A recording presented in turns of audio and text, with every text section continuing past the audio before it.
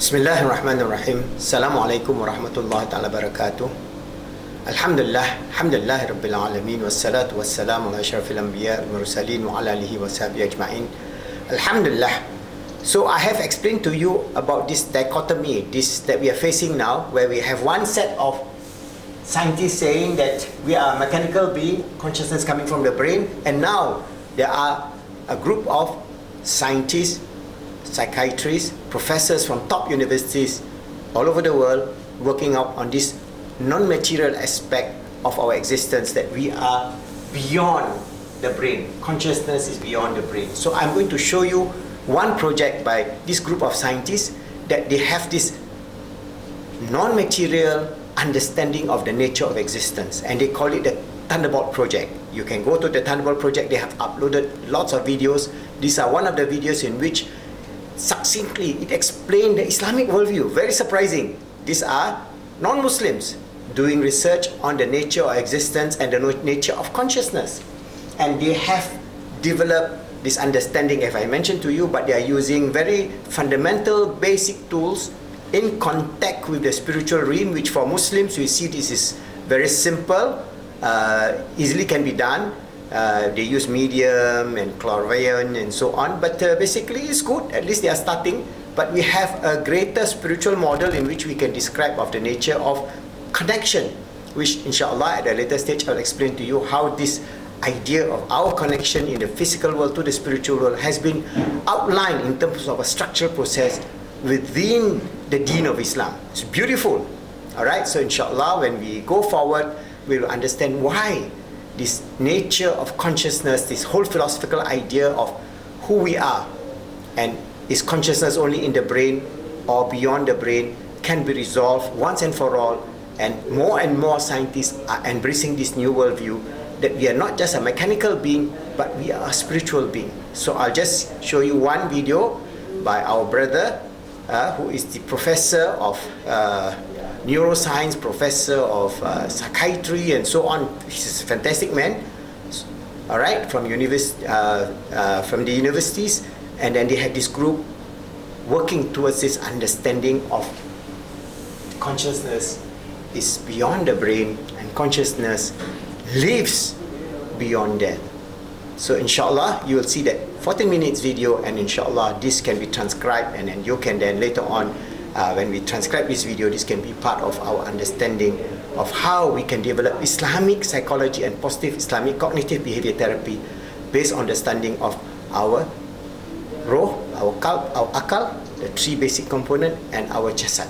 And our nafs is the totality of existence, both in the spiritual realm as well as in the physical realm, and how this relate to the nature of our existence and the nature of consciousness, inshallah.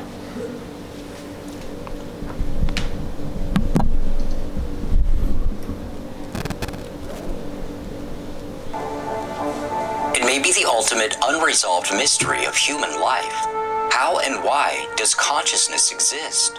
Although some scientific literature acknowledges that the question remains open, the overwhelming consensus among neuroscientists today is that the brain alone creates conscious experience. The brain is described as a genetically programmed computer whose electrical and biochemical processes produce what we experience as thought and decision-making.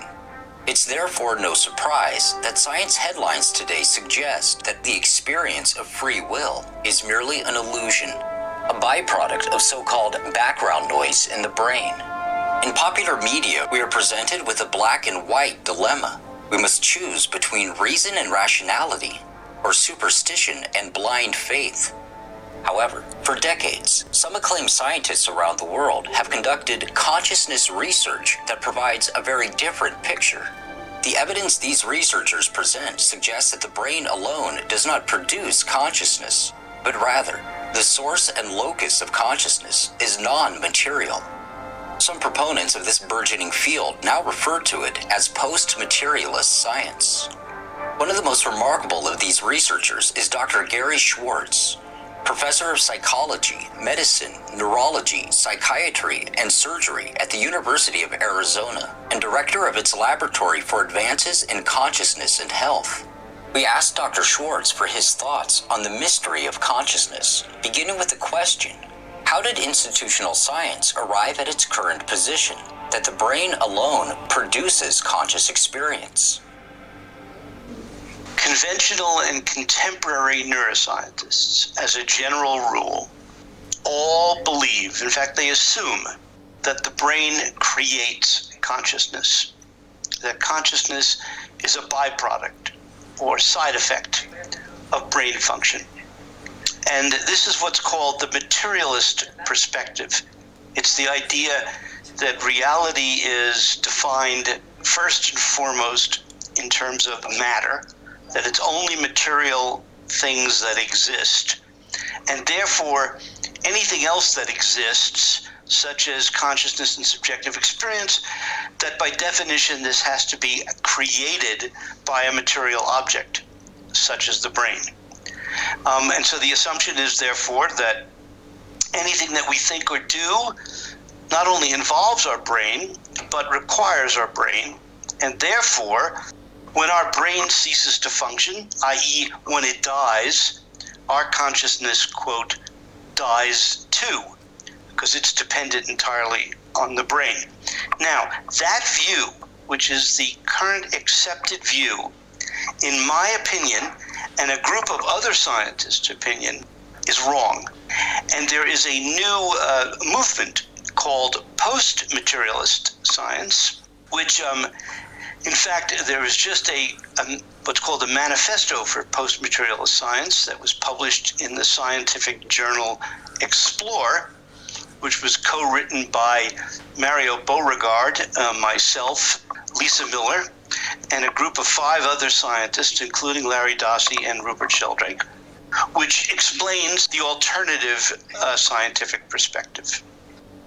Despite the extraordinary advancements in neuroscience and neurotechnology, according to Dr. Schwartz, the sciences have failed to prove that the brain is the creator of consciousness rather than the receiver. There are hundreds and hundreds of studies in cognitive neuroscience and emotional neuroscience, all of which presume, to quote, prove that mind and emotion are caused by the brain. However, and I would like to explain this, all of those studies, and there are hundreds if not thousands of them, use 3 basic kinds of procedures. And it's important for your listeners to understand it. Those procedures are correlation, stimulation, and ablation. Now, what does that mean in plain English?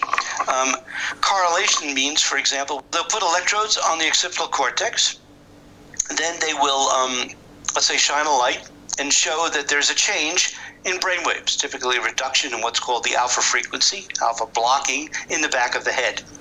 Moreover, if a person imagines a light, you see a reduction in the alpha frequency in the back of the brain.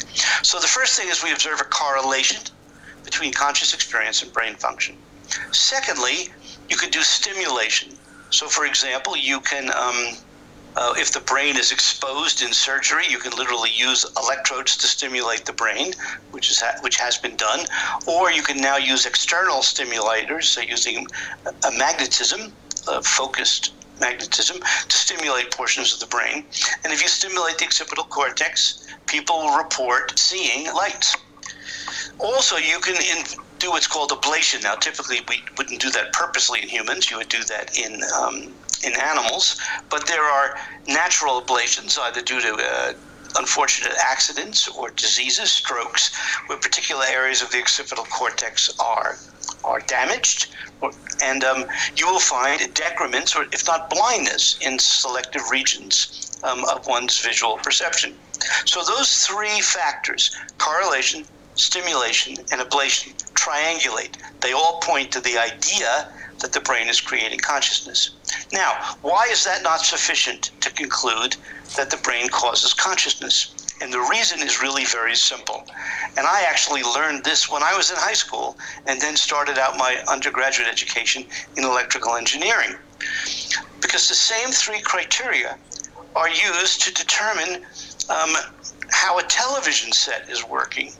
So, for example, you do correlations. You put an oscilloscope probe on a particular portion of a circuit, And then you look to see if the signals are correlated with what you see on the screen. Then you do stimulation. They're literally electrical stimulators, and you stimulate different parts of the circuit, and you look to see changes that occur in the visual part of the screen or the monitor. And then thirdly, you do ablation, meaning you cut wires or you remove integrated circuits, and you look to see what parts of the signal go away. But you don't conclude from those three procedures that the television set created the signal. We know that the television set is an antenna receiver for the signals.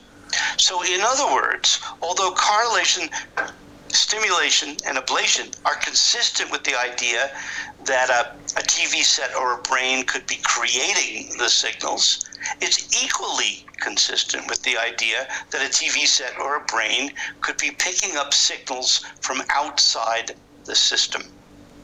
And therefore, you need to do additional kinds of research, different methods, to come to the conclusion about whether or not we're dealing with a creator of consciousness or an antenna receiver for consciousness. And that's why the research that I and my colleagues have been doing on mediums, for example, is so important for neuroscience and the brain, because if the brain was the creator of consciousness, then when a person's brain died, their consciousness would cease, case closed. But if our brains are really TV systems, they're antenna receivers for our minds, Dr. William Hiller calls them biosuits, if you would, that then if our brains die and our body's physical die, our consciousness hasn't died, i.e. the signal hasn't disappeared, because that was not the origin of the signal in the first place. And therefore, other people's minds and brains, for example, the minds of mediums, could pick them up. And that's why I've done so much research under single-blind, double-blind, and triple-blind conditions, and they all point to the conclusion that some mediums are real and that the information strongly supports the idea that consciousness survives physical death. And that's a post-materialist perspective. Individuals who have experienced clinical death may provide one of the most critical clues on the source and essence of consciousness. While mainstream science attributes the so-called near-death experience entirely to brain activity, as Dr. Schwartz explains, this notion is complicated when all measurable brain activity has ceased.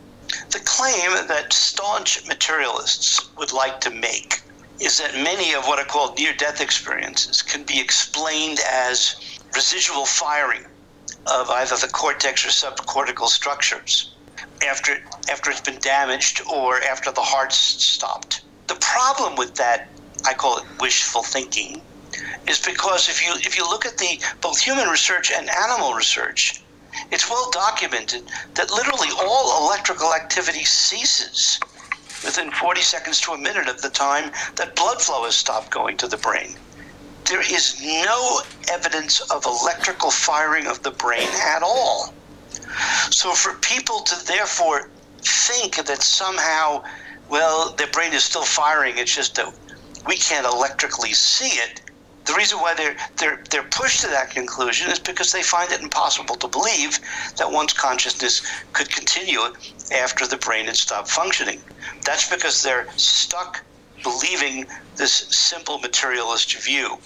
Now, those people have not thought through the issue of the fact that neuroscience methods, correlation, stimulation, and ablation, do not prove the conclusion that the brain creates consciousness any more than correlation, stimulation, and ablation would conclude that a television set created the TV signals. They don't understand that core logic.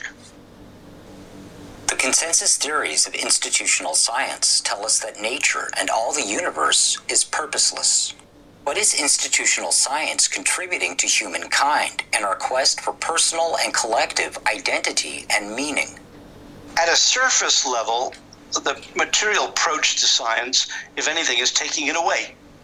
It sees the universe as a material, cold, thoughtless, feelingless, loveless place for which there is no meaning or purpose. It's sort of order that's derived from chance, and it's just one of an infinite number of possible universes. and that our ability to have meaning and to have subjective experiences is really a byproduct or a side effect of the evolution of matter, which is mostly driven by random processes. That view, if anything, robs the cosmos of meaning and purpose. However, when you take a non-materialist approach to all of this, which I and a number of colleagues do, this perspective, instead of taking you away from spirituality, takes you to spirituality. And it allows you to experience and interpret the universe in a very alive, living, conscious, intelligent, creative process. And it leads you to re-examine what we experience as the material world. Now, for the record, I love material. I love the material world.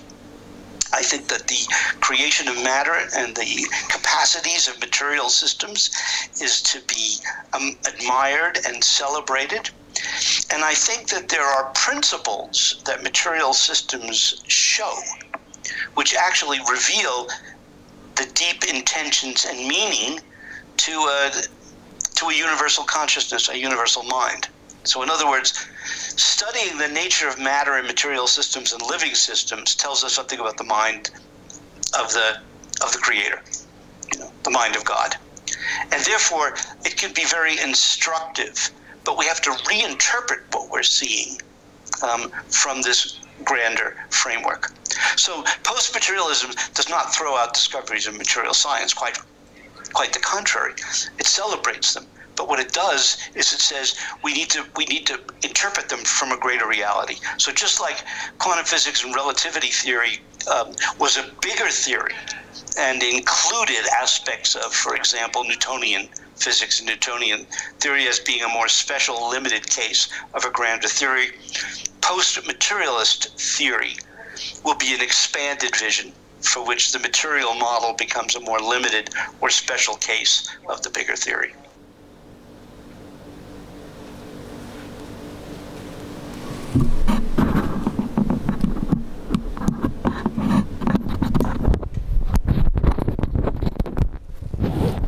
So Alhamdulillah, we have Dr. Gary, and you can see he's doing this kind of research together with many scientists now and neurologists who's embracing this new idea that consciousness is not only limited to the brain, that this mechanical model of the world, the atheistic secular model of the world is not tenable in the face of modern sciences. So more and more Muslim scholars, neuroscientists, biologists, psychiatrists and so on, should embrace this and bring up the Islamic model in which, inshallah, we can then do a vast expansion of research. And if my video today just show you that these are what is being done by non-Muslims. So we Muslims, as I mentioned, have such a beautiful model.